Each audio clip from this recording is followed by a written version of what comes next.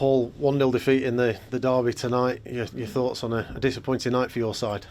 Yeah, disappointing. We we dropped below the levels we want to play at, we expect to play at. And we know how tough and unforgiving this league is, So that's it. I can't say, honestly, I'm not one for stats and I know what they'll show, but we're bothered about the performance and, yeah, we as a group, we were below our best. Why do you think that was tonight? Stuart McCall talked yesterday about avoiding complacency as a staff and as a players and as a supporters. Yeah, that's been the message. And listen, the game, the only surprise from the game is Rotherham surprises, not Causa. The only surprise from the game is us, really. Listen, any neutrals coming and watching that game, like I may look at efforts on goal or possession and think it could have been different. That's fine, but we know how we want to play, and I thought Ollie Norwood kept being brave, getting on the ball and trying to make us play. But apart from that, every other player was probably below the best, and that's where we've suffered tonight. So we got to be subconscious. If that's the message, that's what we spoke about, what we prepared for, and we were okay. Like I say, we prepared for them breaking off us with Wiles and Ogbena, and didn't really happen because we dealt with it. But the goal we give away is poor.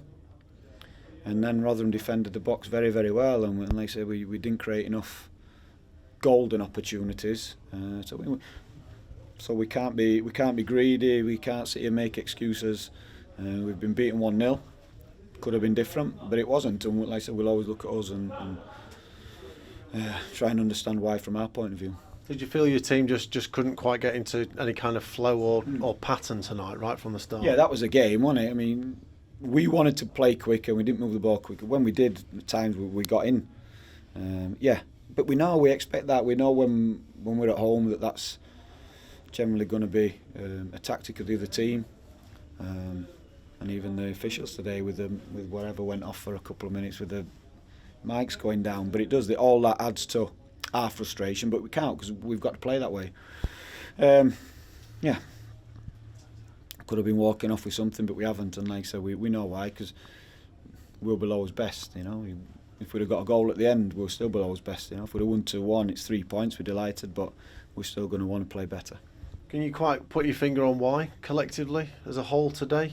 You talked kind of subconsciously about it. Yeah, you haven't. It just shows we're not where we want to be. But we know that. We understand. We understand that, the nature of the league. We've all understood it and watched it long enough to know that. Sometimes you get away with it, like I say, I think, but because we were a little bit subdued in our performance, I think to go a goal down was the worst possible thing, and it gives Rotherham renewed energy, something to hold on to. And as I said, they defended the box, very well second half. I have to say that we tried, we huffed and puffed. Nothing dropped clear for us. We didn't open them up well enough to get clear chances. Probably John Egan got the best one right at the start of the second half. But we kept trying, we kept pushing, we kept getting contacts in the box, balls in the box. But we just weren't good enough to get that goal. Changed formation as well during second half. What was the thinking behind that? A couple of times. The first one, back four, we're chasing the game. They, in my view, they get a lot of bodies in midfield, they've got a lot of energy in midfield, and they began to drop on the second. We started the second half okay and we're on top, but then if they defended a ball, they were dropping on it in midfield, so we got the extra bodies in there, helped a little bit, and then we wanted something different again, so we thought we'd bring Reader on for that pace and maybe try and get him isolated. And he had a couple of moments where he beats the full back or the outside centre back and gets a cross in, but again we just couldn't get on the end of it. It's amazing, isn't it, after the second half last weekend tonight, and how effective that kind of forward line was tonight.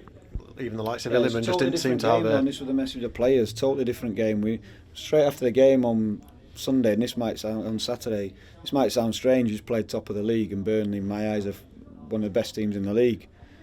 But straight away, we said this would be tougher. They come with a different game plan, defend the box different to Burnley. We knew it was going to be a tougher game. So the expectation from our point of view, that's the funny thing. That was the message all the time. We were prepared for this game. and yeah, it's another one of those games. You need the first goal, and we didn't get it. John Fleck came off early Yeah. in the first half. What was the issue there? Yeah, it looked like his calf. So yeah, we'll see how he is. Well, his reaction seemed to suggest that it might not be, just a little precautionary one. It might be a little worse than that. Is that Yeah, he fair? pulled up. He felt it early doors. Yeah, he pulled up straight away. And Ollie McBurney was clearly struggling towards the end. Ankle, yeah. Is that the same ankle that he did last season, or? No, it was his foot. So I don't know if it's the same foot, but yeah, I was hoping it weren't the same sort of injury. But no, as he's come down, he's just rocked his ankle. So I imagine have a look at them before the weekend. Yeah. Cheers, Paul. Thank you.